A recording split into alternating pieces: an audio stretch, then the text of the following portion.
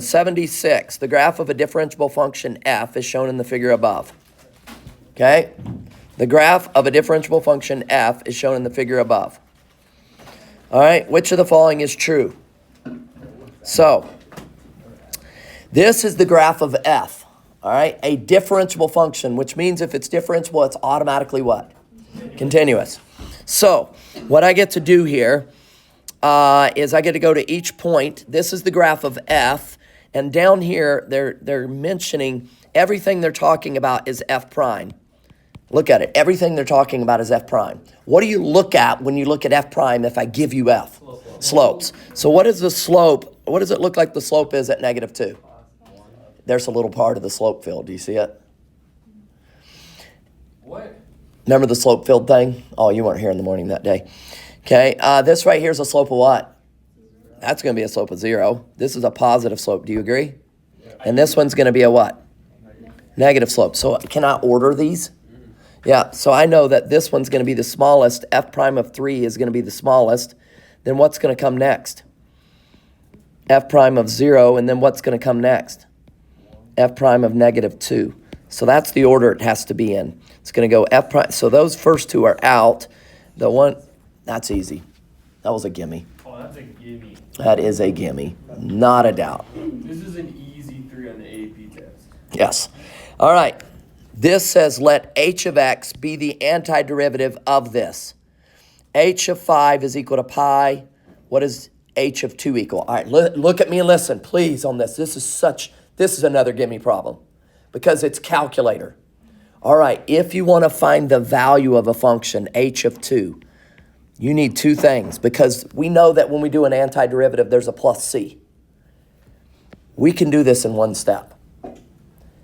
Because all you've got to do is know that at 5, the value is what?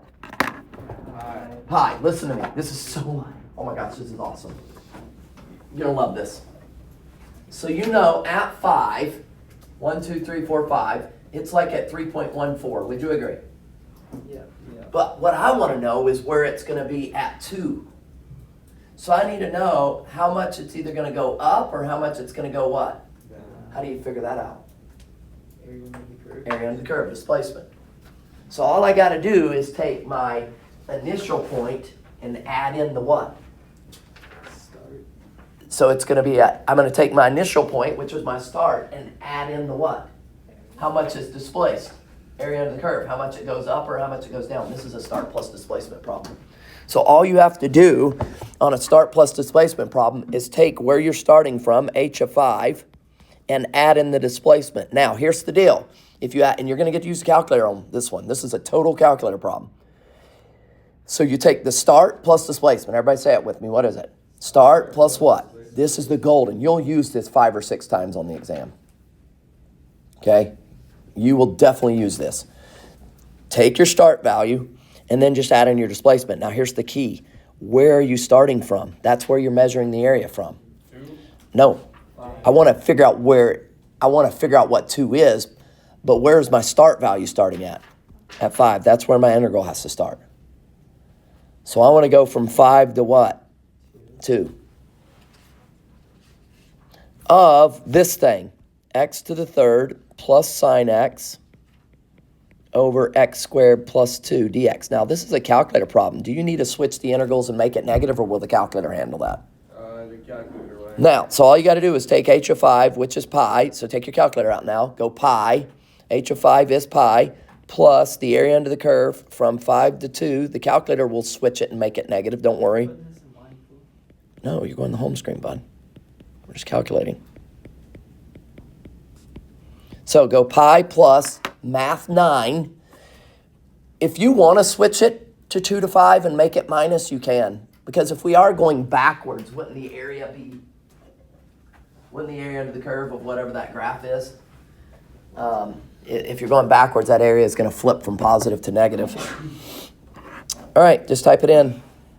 Type that exactly in, and I guarantee you get the decimal. I would use alpha x when you type this fraction in because that's a little bit complicated. And please make sure your calculator's in radians because if it's not, you just got the wrong answer. All right, what was the answer? -5.86. There it is, B. Simple, start plus displacement. Now here's the key. You have to know where to start it from. See, your start value is at 5, so I got to start my integral at 5. You see that? They agree there. What was the answer? I don't know. Did you hit enter? Yeah. Did you get negative 5.867? Okay. Next one. So far, keep track. How many problems have I used the calculator on? One of two so far. No, this one doesn't look like a calculator problem, does it? You don't even have any equations. I don't know what you would type in. All right, the continuous function f is positive. All right, listen. The continuous function f is positive and have a domain of x greater than 0. So this function is positive. It only has a domain of x greater than 0. So it's something like this or something over here where it's only in quadrant 1 because f is positive, so it can only be above the x-axis and it can only be to the right of the y-axis. So it's something over here in this quadrant. If the asymptotes of the graph are x equals 0, so there's an asymptote at 0, a vertical asymptote, and there's a horizontal asymptote at y equals 2. I know this graph probably looks like this. I'm pretty good feeling that that's what the graph is. Are you sure? What else could it be? It has to be, Can I make up some equations? yeah. So that's what it would have to be, right? So this is what it's asking. It's saying which of the following statements could be true. So this says the limit as x approaches 0 from the right is infinity. Does that seem to be true? I think so. Yeah, it would go up to, sorry, I just erased what I need. This seems to go up to infinity, does it not? Yes. And then as x approaches 2, wait a minute, that doesn't seem right because I don't have a vertical asymptote at 2. So that right there is out, okay? All right, we know this one's out because we already said 0 from the right has to be infinity. So the only possibility was A and C. D is out. All right, so 0 from the right, that goes to infinity. That's correct. And then as x goes to infinity, that equals 2. That makes sense because that's what a horizontal asymptote is what your ends approach. So the answer is definitely C. Okay, any questions there? You got a pencil? I need a pencil real quick. Yeah. Grab it real quick. All right, 79. This one looks like a calculator problem, possibly. It says maybe not. Okay, this one's integration by substitution. Okay. And then the other one's just simple integration. I had to change this problem so it worked out better. Otherwise, it's not going to work good. Okay. Okay, you need integration by substitution on every one of these. This is the one where you have to convert the limits, though, too. Okay. Okay, there you go. All right. So a file is downloaded to a computer at a rate modeled by the differential equation f of t, okay, where t is the time measured in seconds since the start of the download, okay? So a file is downloaded to a computer at a rate. There's a rate modeled by the differential function f of t. So we have a rate, and it's called f of t, where t is the time in seconds since the start of the download, and f of t is measured in megabytes per second. Well, that makes sense because it's a rate. Which of the following is the best interpretation of f prime of 5? This is non-calculator again. Would this one be B? Let's see. It's a positive, right? Now, you're dealing with a rate. So you're already at the first derivative. Do you understand? You're already at the first derivative. Now you're doing the derivative of the first derivative, so now we're talking about a second derivative. So when they talk about f prime of 5, do you understand that's the second derivative of the original function, Oh. big F? Because what did they say f was? F is a what? It's already a derivative. So there's an original function, big F, that I don't even know. Big F would just tell you how many megabytes the computer downloads. F prime's telling you megabytes per what? Per second. F prime is going to tell you megabytes per second per second. So you can pretty much rule out anything that doesn't have megabytes per second per second. So A's out. B's out. Wait, hold on. Why is B out? Not B. Sorry, not B. I meant C. I crossed out C and I said B. Okay? D has to be out. The only possible answer is B, just knowing units. So at time t equals 5, the rate at which the file is downloaded, so the rate at which the file is downloaded is increasing. So the rate is what? So that means the second derivative. Second derivative is telling you the first derivative is increasing at a rate of 2.8 megabytes per second. But do you see how just units help you answer this one? So the answer is clearly B. Did I need a calculator? No, I did not. These questions are too easy. You really gotta raise the bigger of this A test. sub n. That's the leading coefficient. A sub n. X to the n is the leading term, is the whole first term. Have you gotten it already? I haven't gotten my Like color how because I many? didn't. Yeah, she just changed. Huh? No, it's like what's the first term, the one with the highest power. And then multiply. Like, look at this one. This, the leading term, would be x to the fourth. That'd be a sub n. A sub n would be 1. A sub n, x to the n, would be the whole 1x to the fourth. Oh, okay. Okay? All right, next problem. This one looks like a calculator problem. Why? Because you got an equation. That's pretty much the dead giveaway. If you have an equation or if the answers have decimals, you pretty much know it's a calculator problem. Okay? So if the function f, the first derivative given by this function, on what intervals is the graph concave up? We're already at the first derivative. What do we need to figure out concavity? Second derivative. So I'm going to go to the second derivative. So that's going to give me 4x to the third minus 12x minus 8. Now, I'm going to use the calculator at this point. I'd go right to y equals, and I'd type that second derivative into y equals. So take your calculator out and type that second derivative into y equals. So I'm going to go to y1, and I'm going to type this into y1. Okay? Now, all I need to know is where it's concave up. Well, the second derivative will tell me where it's concave up. Second derivative, where it's positive is where the original function's concave up. Where it's negative is where the original function's concave down. So if I do this, they're out there working if you want to work there, or you can work with her. Okay, what is that equation? What's that second derivative? 2x, what is it? 4x cubed. The second derivative? That's the second derivative. What is it? 4x Cube cubed minus 12x. 4x to the third minus 12x minus 8. minus 8. Hit graph. I'm going to zoom 6 it. All right, it looks like it crosses at 2 and something else. How do you find out where it crosses for sure? Oh, you can tell. You got to use the second trace, 0. Don't you assume anything on the calculator part. Don't assume on the calculator part. If you have a calculator, it could be a decimal. They could be misleading you. It might not actually be 2. So I'm going to go second trace, 0, and see where it crosses the x-axis. I'll do this in first left bound. Make sure it's a little bit to the left of that point.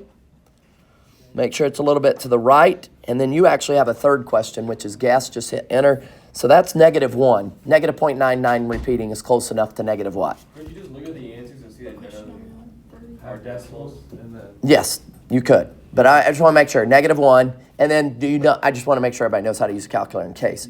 And the other one's going to be what?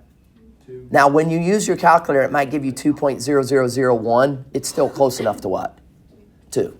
So we've got -1 and 2. My question is, where is it concave up? This is the second derivative. This will tell me where the original function is concave up and down. Where the second derivative is negative is where it's concave what? Where the second derivative is positive is where it's concave what? Where is it positive?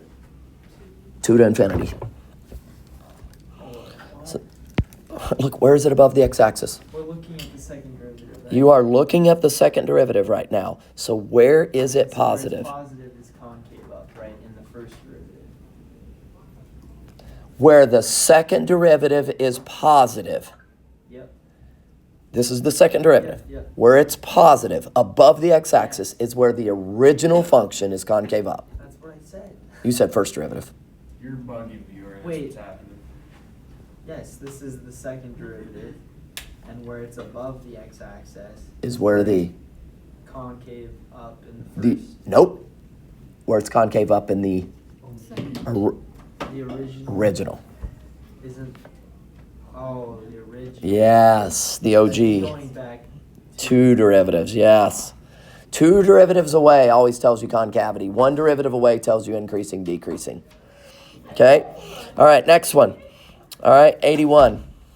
there's some college algebra kids out there in this deal. Okay. The graph of f. What is this, the graph of?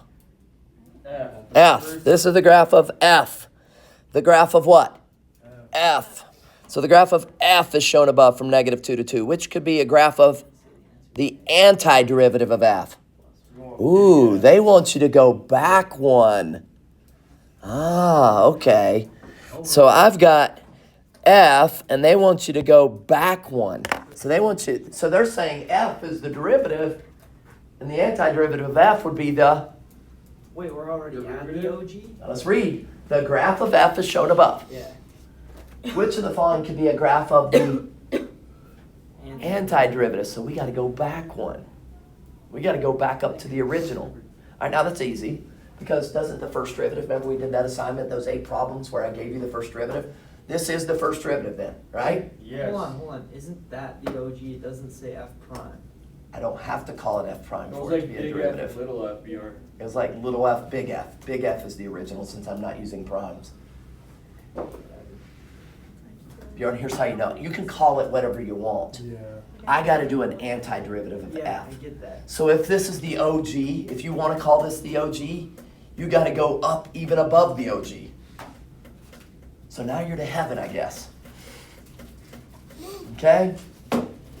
So all I know is that when they say antiderivative, I've got to go back one. You might be at the 27th derivative, so you're going up to the what? 26th derivative. You might be at the 14th derivative. I need to go up to the 13th derivative. As soon as they say antiderivative, I got to go up one. So treat this like a first derivative. And then say I need to get back to the original. Well, if you treat it like a first derivative, one down always tells you increasing, decreasing. Where it's below, it's going to be what? Listen, where it's below, it's going to be what? Decreasing. Where it's above, it's going to be what? Increasing. Where it has positive slopes is where it's going to be concave, Up.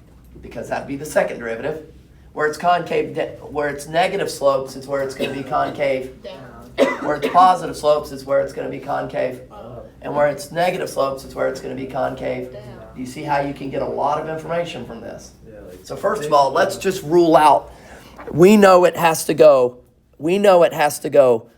It's negative, positive, negative.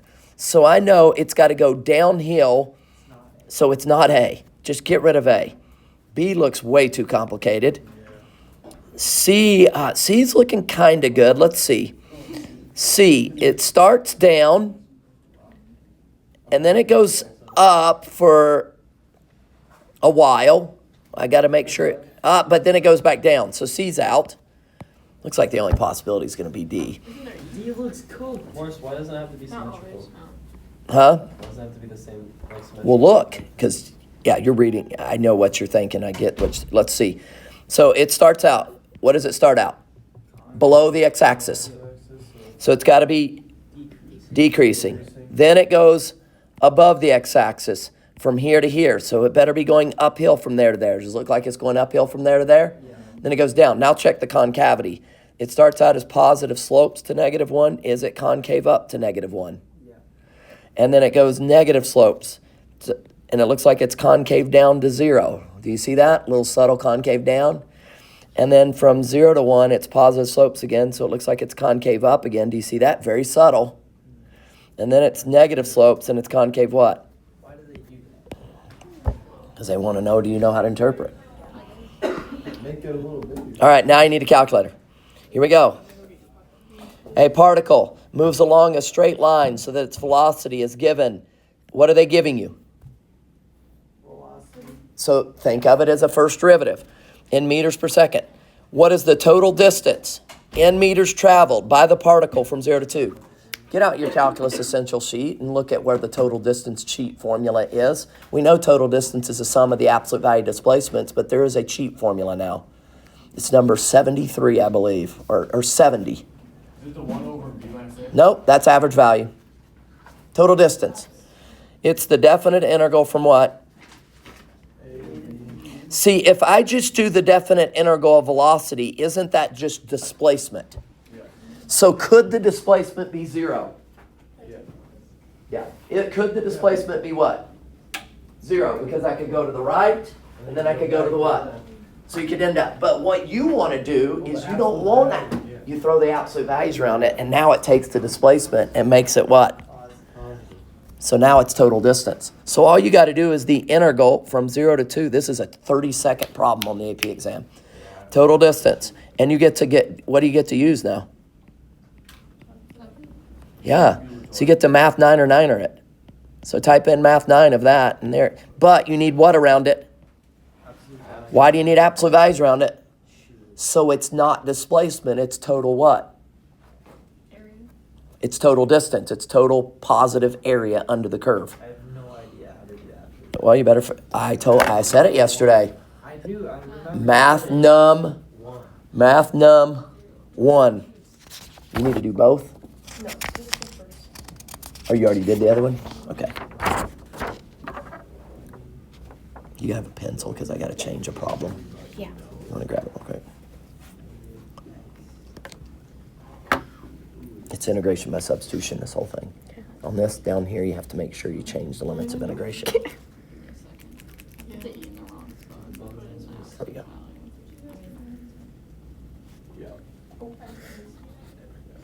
Now that you're putting me under pressure. Hey, Elsa, did I have yours as x over the square root of 4 minus 3x squared? Plug it in. Okay, good. Is it 2 under bottom? Thank you. Is Abby allowed I to got import? 0.1. Yeah, Oh, okay. I'm just partnering with people that weren't here. Yeah. Yeah, Okay, sounds good. everybody Wait. gets partner. You're partnering them up? Uh-huh. Okay, Gotta be sounds I'm good. choosing. All right, what is the decimal? Course is that to be in radians? Huh? Yeah, Okay. always in radians on the AP exam. I'm missing a couple. Huh? I'm missing one from Tuesday and one from. The wrong thing, I was in degree. What'd you get? I did everybody. Yeah, I thought I was in different. No, So I got it. Negatives. Oh, I'm in the I- And then just You're missing the other one too. This one. Right? Thank you. All right, you got it? What'd you get? 2.261 D. That's not bad, is it? No. If they want total distance, it's just the definite integral from A to B of the absolute value of velocity dt. Okay? Is there always one of these problems? Yeah. Yes, for sure. That's good. You can just plug it right in. 83. Let f be a function with derivative. They already gave you the derivative. What should you automatically do right now? If they give you an equation, what should you train yourself to do? Go ahead and just put in y equals. So that actually, if you go ahead and plug it into y equals, then if you have to go to the home screen, couldn't you do vars, y vars, function y1? So you don't have to retype it. So I always tell kids when you get an equation on the AP exam, just go ahead and put in y equals. Yeah, because then if you need it on the home screen, you can just do the vars. All right, so there's the derivative. And it's for -1 to 9. For what value of x does it attain a relative maximum? All right, this is easy. This is wants to know when f, we have f prime. Doesn't f prime tell you where f is going to be increasing and decreasing? So I want to know where we have a relative max. So I want to know where f prime is going from positive to what? Negative. So I need to see where it's going above the x-axis to what? So I'm going to type this in. This is light. Too easy. All right, give me the equation. What is it? So I can type it in. I'm going to alpha x it. X cubed X to the third minus 8x squared plus 3. minus 8x squared plus what? 3. Over. The square root of x cubed plus 1. X cubed plus what? 1. What's up, buddy? I gotta take the test. Is the one? I gotta wait. Huh? The one from like a week ago. The one Yes, it is. Right there. Is that it? Did I have it? Go to the back, actually, so they can see. Is that it? Yep. See ya. See, buddy. All right, is that it? All right, graph. Now, I only need to look at it from 1 to what? I need to change my window from 1 to 9. -1. Is it -1 to 9? So -1 to 9. And then I would have my y min and y max -10 to 10, but mine is goofy because it's on the phone or my iPad. All right, so there it is. From that, do I know where it goes from above to below? I do, but you're gonna have to do what to find that? The count. Second trace, what option? 2. 0. You gotta figure out where it crosses the x-axis. Now, I need a left bound. Where is it gonna be to the left, above or below? Above. Okay, a little bit to the left will be above, right there. You don't have to be perfect, just make sure you're above, because you want to be to the left of where it actually crosses. Does everybody get that? I want to be to the left of where it actually crosses. Hit enter. Then I want to be to the right of where it crosses. Hit enter. You'll have to hit guess, but there's your answer, 0.638, whatever. Wait, so why are Why- we why is measuring it- the one further to the left? Yeah, like, The x-intercept? why wouldn't we just measure the I'm having max? trouble. below to above. This is not F. This is F prime. I want the max for F. They didn't ask for the max for F prime. I'm having trouble like interpreting like attain a relative max. What value of x? All right, look. attain? At what value of X does F. F, what do you have? Oh, we've got f prime. You got F prime. F prime tells you where F has a max or min. So when you're looking at F prime, you're looking at a sign analysis that's going to tell you something about F.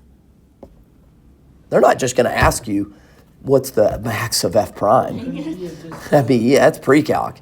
Well, they'd be asking some silly questions They're not going to ask that one. Would it make sense to? I know.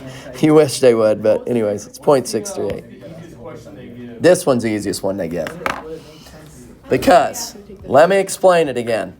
Take the derivative of this. Okay. Okay. Does everybody understand we're looking at the derivative? And if you got to read closely. I underline things as I write. Okay? When you're doing this, I would be underlining stuff. I'd be underlining like, okay, yeah, that's, like I look at this and I'm saying, okay, this is F prime. They want you to find the max for what? Not F prime, F. So when I'm looking at this, this is F prime. So where F prime is below is where F is decreasing. Where F prime is above is where it's increasing. Where F prime is below is where it's decreasing. Where F prime is above is where it's increasing. Let's take it a step further. Area under the curve would be how much it decreases. Area under the curve would be how much it increases. Area under the curve would be how much it decreases. By the way, it decreases a lot here. Do you see that? And area under the curve would be how much it increases. Now, it goes from negative to positive. That'd be a relative what? Min. It goes from positive to negative. That would be a relative max. This goes from negative to positive. That'd be a relative what? Min. You can answer any question you want. You just got to answer the one they want. They wanted a relative max, so we knew we wanted the one that goes from positive to negative. Does that help? Okay, good. Next one. I'm going to move on. It's 0.638. Next one. The number of bacteria in a certain container increases at a rate. What are they giving you? A rate. In bacteria per what? If there are 1,000 bacteria at time t equals 0. What is that? Oh my gosh, they just gave you a gift. That's a start. They told you the start at 0 is what? I bet this is a start plus displacement problem again. All right, which of the following expression gives the number of bacteria in the container at t equals 3? All right, can you find the answer? You don't even need a calculator for this one. This is a start plus displacement. How many bacteria do you start with? 1,000. So which one clearly is, I mean, there's only 2 in there that start with 1,000 and then add something to it. B and what? So A and C are out. But which one is it? Obviously not. B. It's not B because you got to figure out area under the curve to figure out how much is displaced. Because it's start plus displacement. That's it. Because if you do the displacement from 0 to 3 under the rate, isn't that going to tell you how many bacteria were displaced? Yep, area under the curve gives you displacement. So it's start plus displacement. That's a 20-second problem. Okay, start plus displacement. So we've ran into that how many times, Blake? Today? On this? Twice, and that's just on the on the calculator. I bet you on the calculator, non-calculator, you run into it 2 or 3 times. Start plus displacement will be one of your quickest shortcuts. Okay? 85. The function g is continuous on the closed interval from 1 to 4 with g of 1 equal to 5 and g of 4 equals 8. Ooh, this looks like an IVT problem.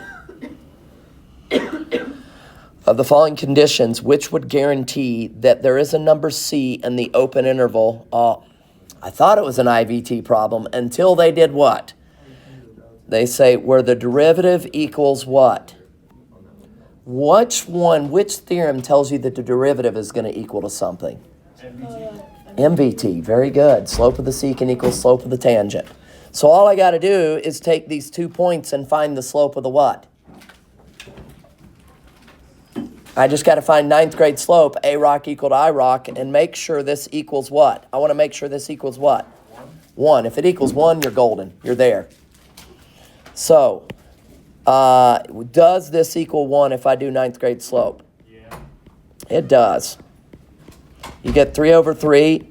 So of the following, which would guarantee that there's a number? Now, what are the requirements? I made you write it down in the Calculus Essential yesterday. What are the requirements for MVT? It's got to be continuous and what? So I need to find the one that says it's continuous and diff.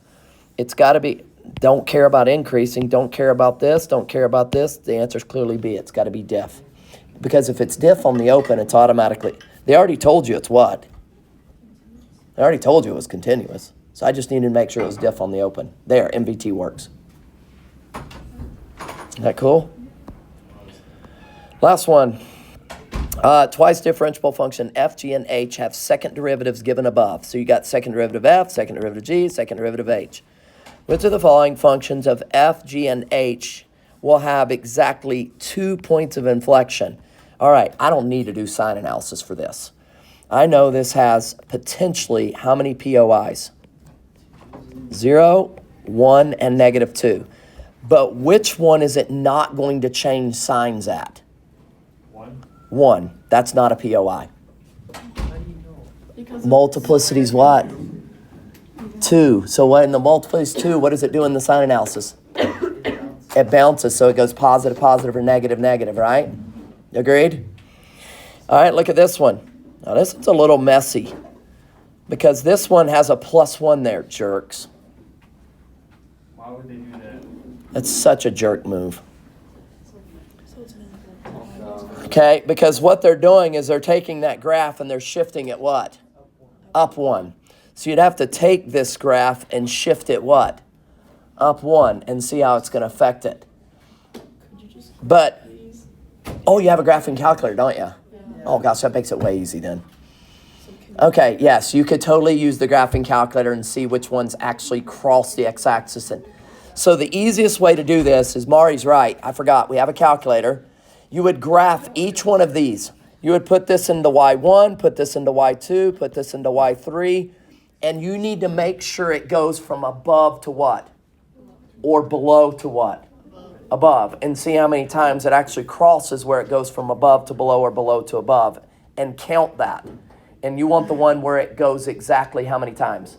Where it crosses twice, where it goes from above to below or below to above, which I don't know what it is. Can anybody find it real quick? I know for sure F works, so I think B and A are out. So it's probably gonna, do they all cross exactly twice where they go from above to below? Now, nice thing about using the yellow ones, they do give you colors. Where's Brody? Dude, he didn't pop out. Dude, I don't know. He might be cooked. He might be cooked, because you can't take a test in college without letting me know. Because you have to zoom 6 it more. No, I typed in a 3 on the wrong equation. How would you do that? Yeah, I don't know, that's what I said. You guys are on a test today? Alright, so. Well, you gotta do a partner test. Sad, but yeah, it's partner test. Yeah, this is always the one I do a partner test with. Where it crosses the x-axis? I know. Oh. It's got to cross the x-axis and go from negative to positive, positive, negative. We're looking for it crossing twice, right? Yeah. What? It's, well, so. Are you gonna be here today? So the one that's Today, shifted yeah. up, wait, Yeah, we'll finish it in lunch. or no, it's F. Wait, why are you telling me that I? What do you got?